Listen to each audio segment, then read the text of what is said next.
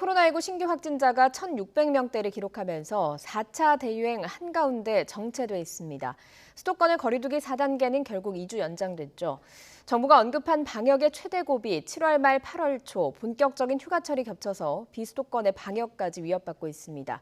엄중식 가천대 길병원 감염내과 교수 연결해서 들어보겠습니다. 교수님 나와 계시죠? 네, 네, 안녕하십니까? 안녕하십니까. 일단 17일째 1,000명대의 확진자가 나오고 있습니다. 앞선 대유행 때도 겪어보지 못한 숫자거든요. 지금 상황을 좀 어떻게 판단을 하고 계시는지요? 네, 지금 거리두기 단계가 4단계로 적용이 된 게 지난 12일부터라서 예. 이번 주 토요일, 일요일이 지나면서 이제 2주간 적용이 된 것이 되겠습니다. 이 2주간의 그 거리두기가 얼마나 확산 차단에 효과를 내었는지는 다음 주 화요일, 수요일, 목요일 날 발생하는 확진자 수를 통해서 우리가 확인할 수 있을 것 같습니다. 그런데 예. 조금 희망적인 것은 지난 목요일 동안 각 지자체가 자체적으로 분석한 재생산 지수라는 것을 보면은 조금씩 떨어지는 경향이 있습니다. 그래서 음, 서울이나 경기는 1.0 미만의 재생산 지수를 보이기 시작을 했기 때문에 전체적으로는 전파가 더 이상 확산되지 않을 가능성이 더 높아 보이고, 예. 그렇다면은 지금 1,500명대에서 발생하는 환자 수가 그대로 유지가 되거나 다소 줄어드는 양상을 주말 지나서 다음 주 초까지 보일 것으로 예상이 되고 있습니다. 예, 조금 더 희망적으로 보시는 부분이 있는 건데, 이동량도 상당히 중요한 지표 중에 하나잖아요. 수도권에선 줄었는데 비수도권에선 상당히 늘어났거든요. 이런 부분은 좀 부정적인 부분 아니겠습니까? 네, 그렇습니다. 우리가 어떤 지역 사회나 국가 단위에서 이런 신종감염병이 유행할 때 이동량이 적어도 전체의 30% 정도가 줄어야지 효과적으로 전파 예. 차단이 일어납니다. 수도권에서는 워낙 확진자가 많이 나오다 보니까 이동량이 꽤 많이 줄었는데 음. 결국 지금 그 휴가철과 겹치면서 주로 관광지 또는 휴양지 중심으로 사람들의 이동량이 많이 늘어나고 있고, 실제로 그러다 보니까 이 지역 중심으로 비수도권에서 확진자가 좀 늘어나는 경향이 있어서 이 부분은 좀 우려가 된다고 보고 있습니다. 예, 지금 비수도권 관련 이야기는 잠시 뒤에 좀 더 구체적으로 여쭤보겠습니다. 오늘 일단 거리두기 4단계 조치를 연장을 했거든요. 이번 연장의 의미라고 해야 될까요? 어디에 있다고 봐야 되겠습니까? 일단은 우리가 이렇게 큰 유행이 생겼을 때는 2주 단위로 거리두기 단계를 조정하는 것은 초기에는 좀 굉장히 어려운 일입니다. 결국 예. 거리두기 단계를 4단계로 강화를 하고 지속을 했을 때는 음. 2주 정도의 시간을 통해서 평가가 가능하지만 거리두기 단계를 완화시킬 수 있는 그런 상황은 아니었습니다, 처음부터. 예. 그렇기 때문에 지금 2주를 연장하고 지난 2주가 확산을 차단하는 그런 시기였다고 보면은 음. 앞으로 2주는 감소세로 확연히 그 변화시키는 그런 노력을 하는 기간이라고 보는 것이 타당할 것 같습니다. 예, 그러면 언제쯤 좀 감소한 그 효과가 나오겠습니까? 제 생각으로는 지금과 같은 거리두기 유지가 잘 유지가 되고 실제로 차단이 효과적으로 일어난다면 예. 7월 말부터 8월 초 사이에는 음.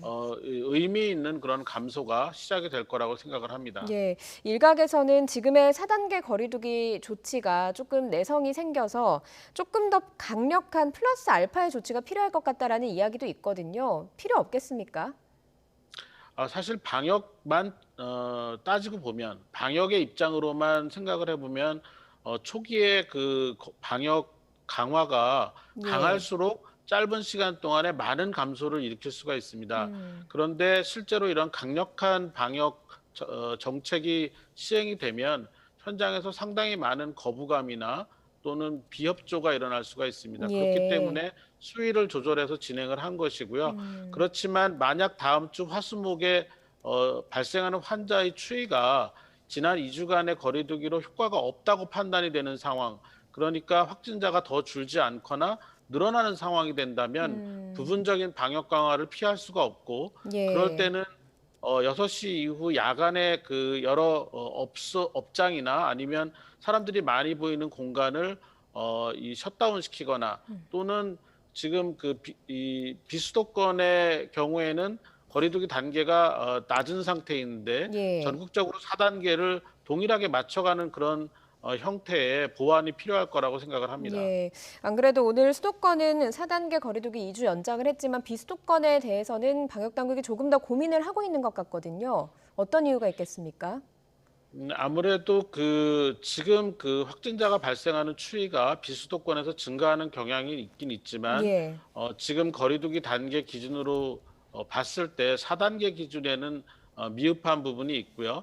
그리고 또 이런 상태에서 거리두기 단계를 계속 올리는 방향으로 가다 보면 현장에서의 저항이 상당히 심해질 가능성이 있습니다. 예. 그래서 이런 부분을 고려한 음. 방역 단계의 조절이 필요한 상황입니다. 예, 방역의 고삐를 너무 조우게 되면 뭐 효과는 나타날 수는 있지만 현장에서 비협조를 한다거나 이런 반발이 있을 수 있기 때문에 이런 분들을 고려하는 것 같다라는 말씀이셨습니다. 그런데요, 부산에서는 좀 4단계 기준에 좀 돌입한 것 아니냐, 확진자가 연일 100명 이상 나오고 있거든요. 이런 이야기가 네. 나오고 있습니다. 예. 네네. 특히 이제 비수도권 중에서도 대도시 중심으로 확진자가 많이 발생을 하고 있고, 예. 그중에 대표적인 곳이 이제 부산이 되겠습니다. 워낙 인구가 많고 사람들의 밀도가 높은 지역이다 음. 보니까 지금 이제 이런 상황을 보이고 있고요. 부산의 경우는 주말 사이에 확진자 추이를 보고 예. 4단계 격상 여부를 조금 빠르게 결정할 필요가 있다고 생각을 합니다. 예, 부산 경우에는 좀 4단계 격상 여부를 결정을 빠르게 해야 될 것 같다라는 말씀이셨습니다. 앞서 이동량 얘기해 주시면서 휴가철이기 때문에 좀 우려되는 부분이 있다라는 말씀을 해주셨는데 오늘 수도권에서 좀 교수님 말씀대로 하면 희망적인 그런 부분들이 나오긴 했지만 비수도권에서 이렇게 확산이 되면 수도권으로 다시 역감염되는 그런 효과가 나타날 수 있다. 그런 문제점이 생길 수 있다라는 이야기도 나오고 있거든요. 교수님은 좀 어떻게 생각을 하시는지요? 예, 휴양지나 이 관광지에서의 유행이 발생할 때 가장 큰 문제점은 예. 그 장소에서 모였던 사람들이 전국으로 다시 돌아가면서 흩어지면서 여러 지역에서의 확산의 원인이 될 수 있다라는 점입니다. 사실 작년 여름에도 이 휴가 기간에 유행 상황이 나빠지면서 충분한 그런 휴식을 못한 그런 국민들의 피로도가 높아진 그런 원인이 되기도 했는데 예. 이번에도 공교롭게도 이 휴가철에 이런 문제가 생겼기 때문에 상당히 괴로운 상황입니다. 그렇지만 지금의 4단계를 유지해야 되는 수도권 상황이나 전체적인 유행의 진폭을 고려하면 지금 이 휴가철에 이 휴양지나 관광지에서의 유행을 막기 위한 여러 가지 조치가 필요하고 음. 또 좀 무리한 요구인지 모르겠지만 또 마음으로 받아들이기 어려우시겠지만 이 휴가철에 가급적 이동을 자제해 주시는 것이 굉장히 네. 필요한 상황이라고 보고 있습니다. 예, 어쩔 수 없이 지난해 여름에 이어서 올해 여름도 국민의 좀 고통 감내가 필요한 시점인 것 같습니다. 지금 확산세가 워낙 거세니까요.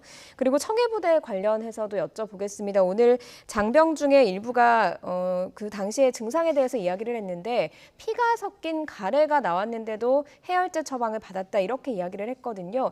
이 정도면 상태가 좀 안 좋았던 것으로 볼 수 있겠습니까? 예, 피가 섞인 가래가 나온다는 거는 뭐 그만큼 이 하기도 쪽에 염증이 생겼을 가능성이 많고 예. 폐렴으로 진행했을 가능성도 시사를 하는 건데 사실 이렇게 제한된 지역의 함선 내에서 이런 중증 환자를 진단하고 치료할 수 있는 역량을 갖추기는 굉장히 어렵습니다. 그렇기 예. 때문에 초기 판단이 쉽지가 않았을 것 같고요. 그리고 실제로 코로나19의 중증도와 관련해서는 이런 피가 나오는 가래나 이런 증상보다도 산소 포화도와 같이 이 충분한 호흡이 제대로 되고 있느냐가 더 중요한 지표가 예. 되겠습니다. 그래서 굉장히 괴로운 상황을 겪는 가운데 적절한 진단이나 치료가 안 된 건 사실이지만 실제로 이 환자들이 중증에 해당되는 환자였는지는 좀 감별하기는 좀 어려운 상황인 것 같습니다. 예, 알겠습니다. 코로나19 관련 여러 가지 궁금증들 엄중식 가천대 길병원 감염내과 교수와 이야기 나눠봤습니다. 오늘 말씀 여기까지 듣겠습니다. 고맙습니다. 감사합니다.